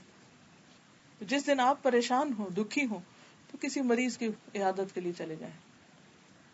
ایک تو اس کی تکلیف دیکھ کے آپ کو اپنی تکلیف بھول جائے گی، اپنی کم ہونے لگے گی، اور دوسرا یہ کہ فرشتے آپ کے لیے دعائیں شروع کر دیں گے. پھر اسی طرح جو شخص اللہ کے راستے میں مجاہد ہوتا ہے، حج یا عمرہ کرتا ہے، جو فی سبیل اللہ نکلتا ہے، اس کی دعا قبول ہوتی ہے، جسے مسافر بھی ہوتا ہے. پھر اسی طرح جو مظلوم ہوتا ہے، جس پہ کوئی ظلم کرے. پھر والد جو اپنی اولاد کے لیے دعا کرے، باپ کی دعا بچوں کے حق میں. پھر اسی طرح اولاد جو اپنے والدین کے حق میں دعائیں کرتے ہیں. مرنے کے بعد سارے اعمال ختم ہو جاتے ہیں سوائے 3 چیزوں کے. اس میں نمبر 1 ہے ولد صالح یدعو لہ، نیک اولاد جو اپنے والدین کے لیے دعا کرتی ہے، اور صدقہ جاریہ مال میں سے اور علم میں سے جس سے لوگ فائدہ اٹھائیں. پھر کسی کی غیر موجودگی میں اس کے لیے دعا کرنا، کسی کو دکھی دیکھا اس کے لیے بیٹھ کے دعا کریں، کسی کو بیمار دیکھا اس کے لیے دعا کریں، کسی نے آپ سے اپنی کسی پریشانی کا ذکر کیا اب آپ اپنے لیے دعا کریں، اس کے لیے بھی کریں. آپ چاہتے ہیں آپ کے بچوں کو ہدایت ملے، آپ دوسرے کو بچے کی ہدایت کی دعا کریں. آپ چاہتے ہیں آپ کو رزق ملے، آپ دوسروں کے لیے کشادگی کی دعا کریں. کوئی چیز جو آپ اپنے لیے چاہتے ہیں دوسروں کے لیے مانگنا شروع کر دیں. اللہ تعالیٰ ایسا فرشتہ مقرر کرے گا جو آپ کے لیے دعا کرے گا کہ اللہ اس کو بھی عطا کر جو دوسرے کے لیے مانگ رہا ہے. پھر اسی طرح عادل حکمران جو ہے اس کی دعا قبول ہوتی ہے. پھر وہ شخص جو خوشحالی میں دعا کرتا ہے، جب وہ تنگی میں آتا ہے تو اس کی بھی دعا قبول ہوتی ہے. کیونکہ حدیث میں آتا ہے جو شخص یہ چاہتا ہے کہ اللہ تعالیٰ سختی اور غم میں، تکلیف میں اس کی دعا قبول کرے، تو اسے چاہیے کہ خوشحالی میں بکثرت دعا کرے. پھر رات کو جس وقت آنکھ کھلے اس وقت دعا کرنا، اور یہ تو بہت ہی خوبصورت دعا ہے. صحیح بخاری کی حدیث ہے، من تعار من اللیل فقال لا الہ الا اللہ وحدہ لا شریک لہ لہ الملک ولہ الحمد وہو علی کل شیء قدیر الحمد للہ وسبحان اللہ ولا الہ الا اللہ واللہ اکبر ولا حول ولا قوۃ الا باللہ. پھر اس کے بعد کہ اللہم اغفر لی، یا کوئی اور دعا کرے تو اس کی دعا قبول ہوگی. جو عمر بڑی ہوتی ہے رات کو آنکھ ضرور کھلتی ہے. اب بعض لوگوں کو کسی بیماری کی وجہ سے بھی رات کو کئی دفعہ ان کی آنکھ کھل جاتی، تو یہ دعا لکھ کے اپنے پاس رکھ لیں یا زبانی یاد کر لیں. یہ سارے حصے ہم کو یاد ہیں الگ الگ، صرف اس ترتیب میں یاد کرنے کی ضرورت ہے. سب سے پہلے لا الہ الا اللہ وحدہ لا شریک لہ لہ الملک ولہ الحمد وہو علی کل شیء قدیر، سب کو آتا ہے، اتنی ہوگی. پھر الحمد للہ اور سبحان اللہ، لا الہ الا اللہ واللہ اکبر ولا الہ الا اللہ واللہ اکبر، اور ولا حول ولا قوۃ الا باللہ. اب آپ دیکھیے کہ اتنا پڑھ کے پھر کیا کریں، اللہ مجھے معاف کر دے، اللہم اغفر لی. تو جو شخص یہ چاہتا ہے کہ اس کا رزق وسیع ہو، اس کی اولاد ہو، اس کی اور نعمتیں ہوں، تو اس کو استغفار کے لیے کہا گیا. سورۃ نوح میں آتا ہے فَقُلْتُ اسْتَغْفِرُوا رَبَّكُمْ إِنَّهُ كَانَ غَفَّارًا يُرْسِلِ السَّمَاءَ عَلَيْكُمْ مِدْرَارًا وَيُمْدِدْكُمْ بِأَمْوَالٍ وَبَنِينَ وَيَجْعَلْ لَكُمْ جَنَّاتٍ وَيَجْعَلْ لَكُمْ أَنْهَارًا مَا لَكُمْ لَا تَرْجُونَ لِلَّهِ وَقَارًا. استغفار سے تو اس وقت اللہم اغفر لی کہہ دیں یا کوئی اور دعا. تو اگر رات کو سائڈ بھی بدلے اور آنکھ کھل جائے تو یہ دعا پڑھ کے دعا کر، صرف عادت ڈالنے کی ضرورت ہے، تو اس وقت کی دعا قبول ہوتی. اور اگر خاص طور اگر رات کے پچھلے حصے میں آنکھ کھلے تو اس وقت اور بھی اللہ تعالیٰ آسمان دنیا پر دیکھ رہے ہوتے ہیں کہ کون مجھ سے مانگے کہ میں اس کو دوں. لیکن ہم ان اوقات کو بعض اوقات غفلت سے، بعض اوقات بھول کے ضائع کر دیتے. تو آج کی اس گفتگو اور شام کی اس مجلس کا مقصد یہی تھا کہ میں اپنے آپ کو اور آپ سب کو بھی ریمائنڈ کراؤں کہ دعاؤں میں اور زیادہ آگے بڑھیں، بجائے اس کے کہ پریشان بیٹھے سوچتے رہے. اس سوچنے کے وقت کو بھی دعا کے لیے استعمال کریں، بجائے اس کے کہ دل میں ہر وقت اپنے آپ کو کاٹتے رہیں اور غمگین رہیں اور دکھی رہیں اور پریشان رہیں اور آنسو بہاتے رہیں. اس رونے کو بھی دعا میں بدل لیں. تو انشاءاللہ قیامت کے دن جب انسان ان دعاؤں کو بھی جو قبول نہیں ہوئی ان کا اجر دیکھے گا تو انسان چاہے گا کاش دنیا میں ایک بھی دعا قبول نہیں ہوتی اور سب کا اجر آج مجھے یہاں ملتا. کیونکہ بعض اوقات انسان کے باقی نیکیاں اتنی نہیں ہوتی، لیکن یہ جو دعائیں مانگتا رہتا ہے وہ اس کے اعمال میں بہت زیادہ اضافے کا ذریعہ بن جاتے ہیں. پھر ایک حدیث میں آتا ہے کہ 3 بندے ایسے ہیں جن کی دعا اللہ تعالیٰ رد نہیں کرتا. کثرت سے اللہ کا ذکر کرنے والا، وہ ذکر کرتا رہتا، بیچ میں کوئی دعا مانگ لیتا ہے اس کی قبول ہو جاتی. مظلوم اور عادل حکمران. پھر اسی طرح توبہ کرنے والا. لیکن کچھ لوگ ایسے ہیں کہ جن کی دعا قبول نہیں ہوتی. حدیث میں آتا ہے کہ 3 آدمی دعا تو کرتے ہیں لیکن ان کی دعا نہیں قبول ہوتی. وہ آدمی جس کی بیوی برے اخلاق والی ہو اور اسے طلاق نہ دے، یعنی انتہائی بد زبان ہے، بد اخلاق ہے. وہ آدمی جس نے کسی سے قرضہ لینا ہے لیکن اس پر کوئی گواہ نہ بنایا، اب وہ مانگتا ہے کہ مجھے واپس مل جائے میرا پیسہ لیکن کوئی گواہ نہیں.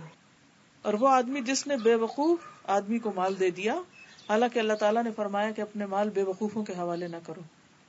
اسی ایسے شخص کے ساتھ پارٹنرشپ کی یا انویسٹمنٹ کی کہ جو بے وقوف تھا، اس کو سمجھ ہی نہیں تھی اس کام کی.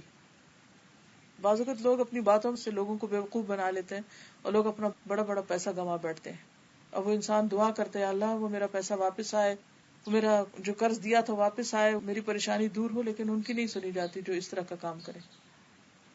پھر اسی طرح اللہ تعالیٰ فرماتے ہیں کہ نیکی کا حکم دو اور برائی سے روکو، اس سے پہلے کہ تم مجھے پکارو اور میں تمہاری دعا قبول نہ کروں. کیونکہ امر بالمعروف اور نہی عن المنکر اگر نہیں کرو گے تو بھی دعاؤں کی قبولیت میں رکاوٹ ہوگی. اور تم مجھ سے سوال کرو اور میں تمہیں کچھ عطا نہ کروں. اور تم مجھ سے مدد مانگو اور میں تمہاری مدد نہ کروں. تو اجتماعی حیثیت میں اکٹھے جو امت کی حالت ہے، بعض اوقات ہم سوچتے ہیں نا اتنی حرم میں بھی دعائیں ہوتی ہیں، ہر جگہ ہوتی، کیوں نہیں قبول ہوتی؟ کیونکہ بحیثیت امت ہم اپنے اس فرض کو بھول گئے. ہم اپنے انڈیویجول عبادت کرتے رہتے ہیں، لیکن اگر کوئی غلط کر رہا ہے تو اس کو روکتے نہیں. کوئی کسی کی غیبت کر رہا ہے، کوئی ظلم کر رہا ہے، کوئی کسی کو ستا رہا ہے، اور ہم مشورہ اس کو دے سکتے ہیں، ہم اس کو سمجھا سکتے ہیں، لیکن ہم کہتے ہیں ہم کیا کریں، وہ نہیں سنے گا. نہیں سنے گا یا نہیں، آپ اس کو بتا دو ایک دفعہ. کوئی برا کر رہا ہے تو روک دو، اور اچھی بات پتا ہے تو شیئر کرو کسی بھی طرح. تو جب آپ اچھی بات دوسروں سے شیئر کرتے، نیکیوں کے دروازے لوگوں کے لیے کھولتے، تو اللہ تعالیٰ آپ کی دعائیں قبول کرتا ہے. پھر ایک اور حدیث میں آتا ہے، المعجم الاوسط طبرانی کی حدیث ہے، آدھی رات کو آسمان کے دروازے کھولے جاتے ہیں اور پکارنے والا آواز دیتا ہے کہ ہے کوئی دعا کرنے والا کہ اس کی دعا قبول کی جائے، ہے کوئی مانگنے والا کہ اسے دیا جائے، ہے کوئی مصیبت زدہ کہ اس کی مصیبت دور کر دی جائے. پھر جو مسلمان اس وقت دعا کرتا ہے اس کی دعا قبول ہوتی، مگر زانیہ عورت جو اپنی شرمگاہ کے ذریعے کمائی کرتی ہے اور ٹیکس وصول کرنے والے کی دعا قبول نہیں ہوتی. یعنی زنا یا حرام کام کرنے والوں کی اس وقت قبول نہیں ہوتی، کیونکہ ان کو اپنے اس عمل کو بدلنے کی ضرورت ہے، کیونکہ گناہ انسان کی دعاؤں کی قبولیت میں رکاوٹ بن جاتے ہیں، اور خاص طور پر کبیرہ گناہ جیسے شرک ہے، والدین کی نافرمانی ہے. اب کوئی شخص اپنے ماں باپ کو ستاتا ہے یا اسی طرح زنا یا شراب اور ان حرام کاموں میں پڑا ہوا ہے، تو پھر اس کے لیے مشکلیں بڑھتی چلی جاتی. تو ان گناہوں پر توبہ کر کے اللہ کی طرف رجوع کرنے کی ضرورت ہے. اللہ تعالی ہم سب کو اپنی رحمت فرمائے اور ہمارے گناہوں کو معاف کر دے اور ہمارے دلوں کی پکار کو سنتا رہے. وآخر دعوانا ان الحمدللہ رب العالمین. قرض دیتے ہوئے گواہ نہ بنائے. تو اب اسے قرضہ واپس چاہیے تو اسے نہیں مل رہا اور وہ دعائیں مانگ رہا ہے، لیکن اب اس کی نہیں سنی جائے گی کہ his own fault. جیسے قرآن مجید میں اللہ تعالیٰ فرماتے نا، ان اللہ یأمرکم ان تؤدوا الامانات الی اہلہا، کہ اللہ تم کو حکم دیتا ہے کہ امانتیں اہل کے سپرد کرو. یہ اللہ کا حکم ہے. اور آخر میں آتا ہے نا کہ نعما یعظکم بہ، کتنی اچھی تم کو نصیحت کرتا ہے. لیکن جب انسان ایسے شخص کے ہاتھ میں اپنی چابی دے دیتا ہے، مثلا کار دے دیا اپنے بچے کو کہ جس کو چلانی نہیں پوری طرح آتی اور ایکسیڈنٹ کر کے آگے، تو اب آپ رو رہے ہیں، تو غلطی کس کی ہے کہ آپ نے نااہل کو چیز دی. اسی طرح کوئی کام آپ نے کسی کو دیا اور وہ بگاڑ کے لے آیا، بس آپ نے میڈ کو کوئی ایسی چیز دی کرنے کے لیے، اس کو آتا ہی نہیں، سکھایا ہی نہیں، نااہل ہے، انکوالیفائڈ ہے، اور وہ خرابی کر کے لے، تو اب آپ اپنے آپ کو روئیں، اس کو نہیں، کیونکہ غلطی اپنی ہے. ٹھیک ہے.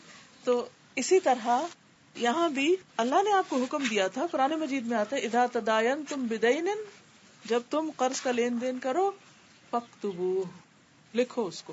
اگر آپ نے نہ لکھا، نہ کسی کو گواہ بنایا، اور دوسرا اب مکر گیا، وہ آگے سے ہاتھ ہی نہیں آ رہا، تو پھر اپنی غلطی ہے. اگر آپ کسی کو قرض دیں اور آپ کی کلوز ریلیشن ہو اور آپ ان سے کہیں کہ ہمیں لکھوانا ہے، تو وہ برا مانیں گے اس بات کا، تو اس کو کس طریقے سے ہمیں بھئی پیسے آپ دے رہے ہیں، کیوں برا مانے؟ ایسا کریں، لکھ کے لے جائیں، وہ کہے شاید کچھ نہیں، کاغذ پر لکھیں اور ساتھ پیسے رکھ لیں اور ساتھ کاغذ رکھ لیں، تو ہنستے ہنستے کہیں کہ یہ آپ گن لیں تو اس پہ میرا خیال ہے سائن بھی کر لیتے، اچھا ہوتا ہے، اللہ کا حکم بھی ہے. بس ایسا کہیں، یہی امر بالمعروف ہے. ٹھیک ہے نا، کہ اللہ کا حکم ہے، کوئی حرج نہیں، مجھے آپ پہ ٹرسٹ ہے، لیکن اللہ کا حکم ہے. اگر کسی کو قرض دیا ہے وداؤٹ لکھ پڑے. اس کی وہ دعا نہیں قبول ہوتی کہ پیسے ریکور ہوتے جی ہیں، ہاں، اس کی کوئی دعا نہیں، نہیں یہ نہیں کہ کوئی بھی نہیں ہوتی، یعنی اس معاملے میں اس چیز کی دعا نہیں. بس انسان پھر اللہ سے اقرار کرے، اللہ مجھ سے غلطی ہوگی، اب نہیں پتا تھا، غلطی کر بیٹھے، اب آپ جیسے آپ نے کسی بیوقوف کو مال دیا اور اس نے آپ کا پیسہ جیسے ڈبو دیا. اور آپ اس کو جیسے یہ سمجھیں کہ اللہ کی رضا، اور آپ اس کو مطلب چاہتے بھی نہیں ہیں کہ وہ واپس آئے پیسہ، تو مجھے تو اب وہ تو ٹھیک ہے، اللہ ہم کو معاف کر دے. اس وقت یہ ہماری غلطی تھی نا کہ ہم نے پرکھا نہیں، جانچا نہیں، تو وہ ٹھیک ہے، اللہ تعالیٰ ہمارے نقصان کی وجہ سے، صبر کی وجہ سے ہم کو اجر دے گا. لیکن یہ یاد رکھیے کہ جتنی بھی اس طرح کی آیات یا احادیث ہیں، اب جیسے بیوی بد زبان ہے تو مال نہ اہل کے سپرد کیا، تو قرضہ نہیں لکھا، تو جہاں ہم نے ہی اللہ کا حکم توڑ دیا، تو پھر اپنے لیے خود مشکلات کو راہ دی. یعنی یہ احکام اللہ تعالیٰ نے پریکاشن کے طور پر بھی ہم کو بتائے. یہ جو بیوی کے ہو سکتا ہے بہت سے لوگوں کو یہ آ رہا ہو کہ یہ کیا بات ہوئی کہ آخر عورت کو پریشانی ہوتی ہے، پھر اس کا سارا غصہ زبان سے ہی نکلتا ہے، تو کیا پھر عورت کو طلاق دے دی جائے؟ بات یہ ہے کہ عورت کا جو کردار ہے یا رول ہے گھر میں، وہ صرف ایک بیوی یا ایک ماں کا نہیں، وہ نسلوں کے لیے ڈیمیجنگ ہو سکتا ہے، کیونکہ وہ جو کچھ کرتی ہے بچے اس سے سب اثر قبول کرتے ہیں. ایک ماں کے اگر 5 بچے ہیں اور ماں باپ سے لڑتی رہتی ہے ہر وقت، اس کی عزت نہیں کرتی، تو وہ بیٹیاں کیا سیکھ رہی ہیں یا باقی بچے کیا دیکھ کے سیکھ رہے ہیں، ان تک کیا اخلاق جا رہا ہے. اس کا ضروری مطلب یہ نہیں ہے کہ آدمی طلاق سے ہی بات شروع کرے. قرآن مجید میں اور بھی سٹیپس بتائے گئے ہیں جو نشوز کے حل کے لیے ہیں. اس میں ایک طرف تو مرد کو اس کا فرض پہچاننے کے لیے کہا گیا، دوسری طرف عورت کو بھی انڈائریکٹ وارننگ ہے کہ دیکھو بدتمیزی اور بد اخلاقی تمہارا حق نہیں ہے، تم بہت سے حقوق سے مزید محروم ہو جاؤ گی اگر تم نے ایسا کیا.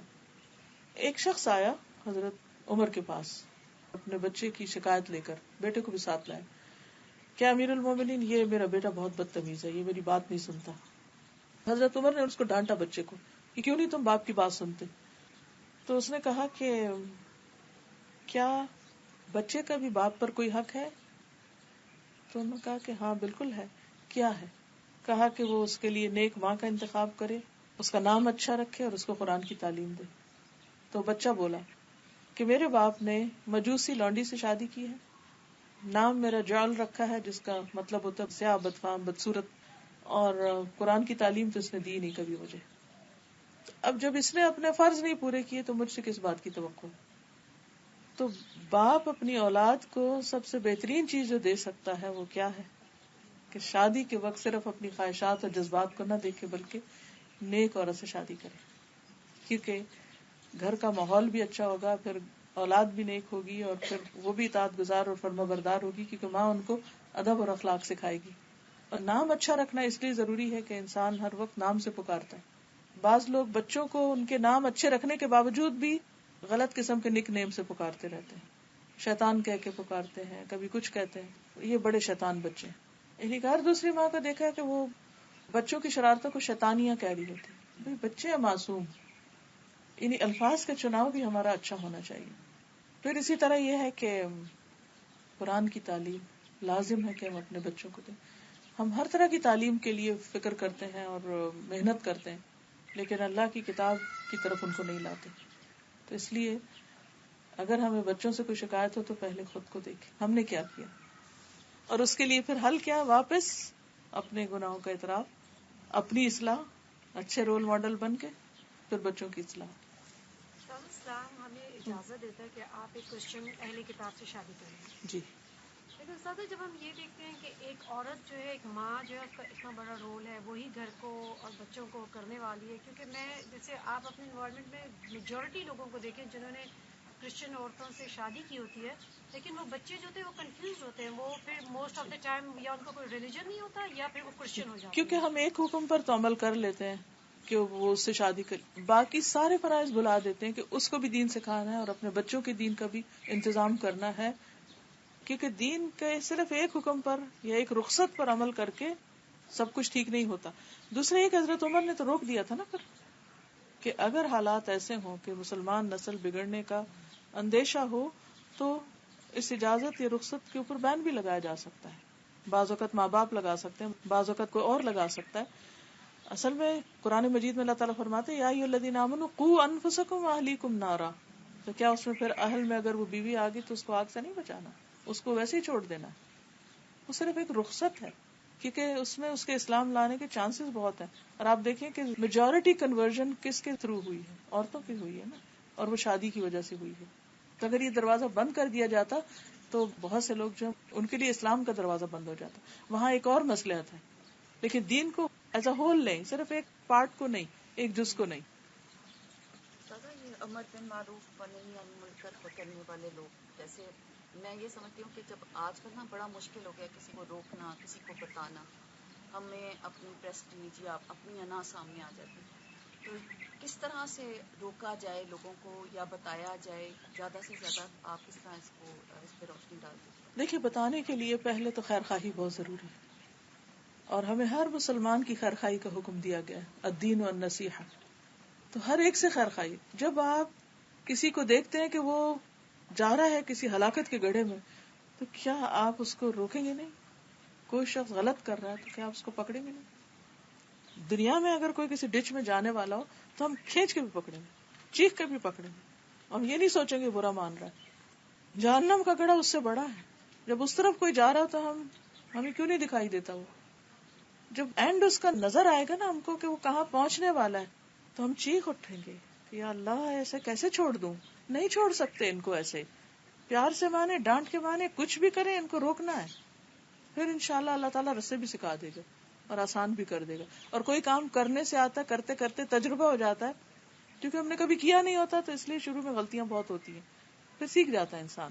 لیکن یہ سوچنا ضروری ہے کہ یہ کرنا لازم ہے. جی آپ نے ایک بات کہی تھی کہ جب ہم دعا مانگے تو بالکل دو ٹوک ہو یا واضح ہو, کہ ایسا نہ ہو کہ اللہ تو چاہے تو دے دے اور تو نہ چاہے تو دے دے. لیکن بعض دفعہ ایسی آزمائش یا بیماری ہوتی ہے کہ انسان سوچتا ہے پتہ نہیں اس میں میرے لیے کوئی خیر چھپی ہو.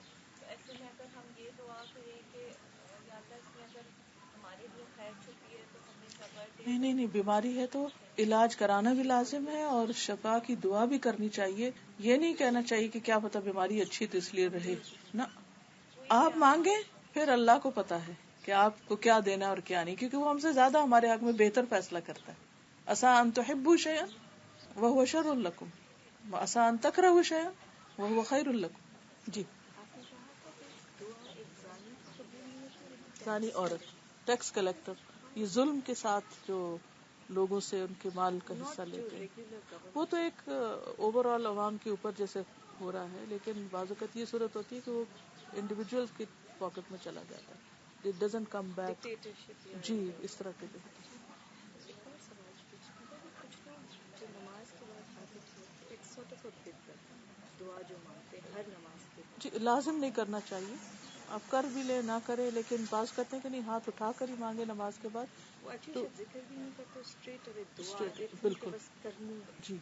تو اس میں یہ ہے کہ لازم نہیں کہ ہاتھ اٹھائیں, ویسے بھی کر سکتے ہیں. But if you feel the need کبھی آپ نماز کا ایکسٹرا بیٹھیں کر لیں, کر لیں, کوئی حرج نہیں, بس اسے فرض نہ بنائیں, فرض کا درجہ ہے. مگر کافی ساری دعائیں جو ہے نماز کے اندر ہی مانگ لیں سلام پھیرنے سے پہلے, یہ بھی کہتے ہیں. وہ ٹھیک ہے, لیکن نماز کے بعد چونکہ حدیث میں واضح الفاظ میں آتا ہے کہ فرض کے بعد دعا قبول ہوتی ہے, تو چاہے اندر مانگے ہو بعد میں بھی مانگے, کیونکہ وہ قبولیت کا وقت ہے. اور یہ سجدے میں جو دعا مانگتے جی ہیں ہاں, تو یہ جو ہے سنت کی دعا مانگیں کہ اپنی زبان سے بھی عربی میں مانگے, عربی میں مانگیں. عربی میں مانگے. فرض نماز میں تو آپ کوئی مسنون ہی مانگے, لیکن نفل وغیرہ پڑھے تو دوسری بھی مانگ سکتے. اس میں یہ ہے کہ انسان یا حی یا قیوم برحمتک استغیث اگر مانگتا رہے تو اللہ کی رحمت آ جائے گی, کہ لمبی چوڑی اور سب کچھ کور ہو جائے گا, شادیوں کے لیے سب کچھ اللہ کی رحمت آ گئی, ہر مسئلہ حل ہو جائے گا. تو مختصر اپنی اردو وغیرہ انگلش میں نہیں مانگے, نماز کے سجدے میں نہیں, کیونکہ نماز ایک فارمل عبادت ہے نا, تو فارمل میں فارمل لینگویج ہی چلے گی. سارا کچھ لوگ ہوتے ہیں, جیسے میں کسی ایک کو جانتی ہوں, ان کو مطلب ایسے ہیں جو اپنے ہسبینڈ اینڈ وائف کے پرابلمز ہیں, اب ان کی وہ پرابلمز اتنے زیادہ, اب ان کو جتنا بھی کہیں کہ آپ اللہ سے دعا کریں, آپ اللہ سے مانگیں, لیکن وہ پھر بھی اتنے انسیٹسفائیڈ ہوتے ہیں, یا تو وہ دین کے قریب نہیں ہوتے, یا ان کا اللہ سے وہ بانڈنگ نہیں ہو رہی ہوتی. پھر وہ ایک ایک کو فون کریں گے کہ میرے ساتھ اب یہ پرابلم ہے, اب یہ پرابلم ہے. آپ ان کو کیسے سمجھائیں کہ بھائی آپ ان پہ شرط لگا دیں کہ آئندہ مجھے فون کرنے سے پہلے 2 نفل پڑھ کے دعا کر کے مجھے سے بات کرنا ہے. یس, کیونکہ اصل میں خرابی یہاں ہوتی ہے کہ ہم ہر وقت اپنے جو دل میں پریشانی وہ لوگوں سے شیئر کرتے رہتے ہیں, اور کرا کے پھر مطمئن ہو جاتے ہیں, وہ اندر ابال آتا ہے وہ نکال دیتے ہیں, اور اللہ کی طرف رجوع نہیں کرتے. کیونکہ اگر اس وقت کو بھی اللہ سے مانگنے میں لگائیں تو ایک تو مسئلہ حل ہو, اور دوسرا یہ کہ لوگوں کو پریشان نہ کریں. جی ہاں, بچے بیچارے نماز تو الحمدللہ پڑھ لیتے ہیں, لیکن فجر پہ نہیں اٹھا جاتا. کس حد ان کی, کیونکہ وہ 1 گھنٹے کا رونا مچ جاتا ہے کہ اٹھتے نہیں ہیں. اس وقت نہیں رونا, وہ ایک دن پہلے رونا ہے ان کے سامنے بیٹھ کے. دیکھیے 2-3 چیزیں ہیں کہ ایک تو ریزن جانے, کوئی بھی مسئلہ پیش آئے ریزن جانے کہ مسئلہ کیوں پیش آ رہا ہے, ٹھیک ہے نا. مثلا اگر یہاں اس وقت پانی ہو تو آپ کیا کریں گے, یہاں پانی اگر آ جائے کیا سوچیں گے, کہاں سے آئے, کدھر سے آ رہا ہے, وہ اچھا وہاں سے آ رہا ہے, پھر آپ بھاگیں گے اس کو بند کرنے کے لیے, پھر آپ وہاں سے ہٹ جائیں. صرف وہاں سے ہٹنا کافی نہیں, اس کو بند کرنا بھی ضروری ہے. تو جب تک پیچھے سے وہ ریزن نہیں بند ہوگی تو صبح نہیں اٹھیں گے. کیوں لیٹ سوتے ہیں, کیوں احساس نہیں ہے, سزا نہیں پتا, اور صرف یہ حدیث اگر صحیح شعور کے ساتھ بٹھا کے بتا دی جائے کہ جو فجر کی نماز قضا کرتا ہے وہ اللہ کی حفاظت سے نکل جاتا ہے، اللہ اس کا ضامن نہیں ہے، پھر وہ کس مصیبت میں پڑتا ہے۔ دوسری بات یہ کہ مجھے جو چیز بہت فائدہ دی تھی، میں نے اپنے بیٹے سے کہا تھا کہ تم نیت کر لو کہ مجھے اٹھنا ہے، تو دیکھو اللہ آسان کرے گا، اور الحمدللہ اس کو اس سے فائدہ ہوا۔ پھر یہ ہے کہ آہستہ آہستہ اس پہ لائے کہ خود اٹھنا ہے، ٹیک ریسپانسبلٹی، جی ان پہ ڈالے کہ ناؤ یو آر ریسپانسبل۔ جب مثلا 15 سال کے ہو جائے، 16 کے ہو جائے، یعنی 17 کے ہو جائیں، انہوں نے کہا کہ بس تمہارا معاملہ اللہ کا معاملہ، کان رکھے الارم بج رہا ہے یا نہیں۔ ہم اٹھ جاتے ہیں الارم سے۔ ہاں یہ ہوتا ہے واقعی، آج میرے ساتھ یہی ہوا، اس کے الارم سے میری آنکھ کھلی، تو یہ ہوتا ہے۔ لیکن یہ ہے کہ پھر جب الارم بند ہو تو بھی ذرا سا کان ضرور رکھے کہ واش روم کی لائٹ آن ہوئی ہے کہ نہیں ہوئی، پانی گر رہا ہے کہ نہیں، اگر ہو تو بس بے فکر ہو جائے، یا ایک آواز دے دیں کہ جواب آ گیا تو ٹھیک ہے، لیکن سلولی اینڈ گریجولی۔ مگر سب سے پہلے آپ کا کنونس ہونا بہت ضروری ہے کہ یہ تو کرا کے چھوڑنا ہے۔ اللہ سے دعا بھی کرے کہ اللہ ان کے لیے آسانی کر دے، کوشش دعا، اور ان کو اس وقت کچھ نہیں کہنا، الگ بیٹھ کے سمجھانا ہے، اور ایک وقت میں ساری باتیں نہیں سمجھانی، ایک وقت میں ایک بات، جب وہ ہو جائے پھر دوسری، جب وہ ہو جائے پھر تیسری۔ ہم جلدی چاہتے ہیں لیکن وہ جلدی کر نہیں سکتے، جوان اولاد کے لیے الگ طریقہ، الگ طریقہ۔ اور پھر یہ کہ پھر اگلے سٹیپ پہ مسجد، فجر میں مسجد، ساری نمازیں مسجد میں ہو جائیں گی، فجر بہت مشکل ہے، یہ آخری چیز آئے گی، ریئلائزیشن۔ ان کے اندر ریئلائزیشن ہوگی تو آپ کی ذمہ داری ختم ہوگی، وہ پیدا کرنے کی کوشش کریں، روٹ کاز جانے انشاءاللہ۔ اور سب سے بڑی بات یہ کہ دعا سب سے زیادہ فائدہ مند ہے، اور ماں کی دعا اور باپ کی دعا اپنے ہسبینڈ سے کہیے۔ میں اپنے ہسبینڈ سے کہتی ہوں، جب کوئی مشکل ہوتی ہے میں کہتی ہوں، حدیث میں آتا ہے باپ کی دعا بچے کے حق میں، اس کا نہیں کہ ماں کی نہیں قبول ہوگی، لیکن یہ کہ مائیں تو ہر وقت ہی کرتی رہتی ہیں نا، باپ جب کرتے ہیں تو واقعی سیریس ہو کے کرتے ہیں نا، تو وہ پھر ان کو کہیں کہ آپ دعا کریں، اس چیز کے بارے میں دعا کریں، اور اگر وہ ریسپانسبلٹی لے لینا ایک دفعہ تو پھر ہماری بہت سی مشکل آسان ہو جائے۔ دعا ہی تو ٹھیک کرے گی ان کو، ہم نہیں ہدایت دیتے، اللہ دیتا ہے، ٹھیک ہے۔ اوکے، سبحانک اللہم و بحمدک، نشہد ان لا الہ الا انت، نستغفرک و نتوب الیک۔ السلام علیکم و رحمۃ اللہ وبرکاتہ۔